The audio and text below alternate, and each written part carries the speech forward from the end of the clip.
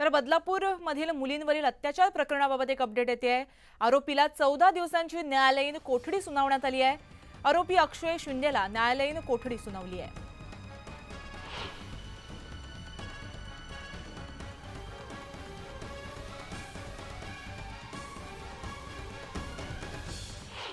MCR झालेला आहे आरोपीला आणि त्याच्यामध्ये 3 आरोपी त्यांना पाहिजेत।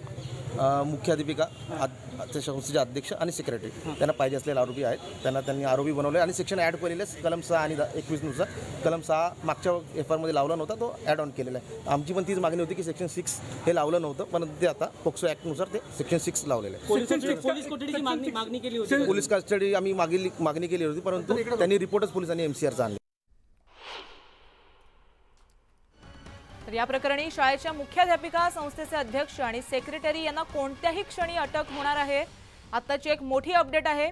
याबाबत आपण अधिक माहिती जाणून घेऊ आमचे प्रतिनिधी गणेश गायकवाड यांच्याकडून। गणेश, बदलापूर प्रकरणाबाबत अपडेट येते। शाळेच्या मुख्याध्यापिका, अध्यक्ष आणि सेक्रेटरी यांना अटक होऊ शकते असं म्हटलं जात आहे, काय सांगाल? या संदर्भात कल्याण न्यायालयात ज्यांनी युक्तिवाद केला, वकील प्रियेश जाधव यांनी आपल्याला माहिती दिली आहे की शाळेच्या मुख्याध्यापिका, संस्थेचे अध्यक्ष आणि त्याचबरोबर सेक्रेटरी हे पाहिजे असलेले आरोपी आहेत आणि त्याच्यामुळे त्यांना अटक होण्याची शक्यता आहे।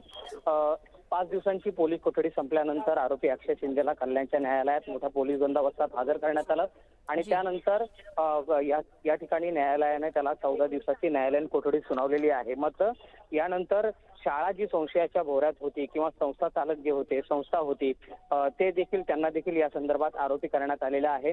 SITची टीम असेल किंवा केंद्रीय बाल हक्क संरक्षण आयोगाचे जे अधिकारी असतील त्यांच्या गेल्या 3 दिवसांपासून शाळा आणि त्याचबरोबर पोलिसांकडून माहिती घेऊन या संदर्भात चौकशी सुरू होती। मात्र आता मुख्याध्यापिका, शाळेचे संस्थेचे अध्यक्ष आणि सेक्रेटरी यांच्यावर आता टांगती तलवार आहे आणि त्याच्यामुळे पोलिसांनी त्यांना लवकरात लवकर अटक करून या संदर्भात अधिक चौकशी केली जाण्याची शक्यता आहे। जी गणेश, अपडेट घेत राहू। तत्पूर्वी धन्यवाद तुम्ही दिलेल्या माहितीसाठी।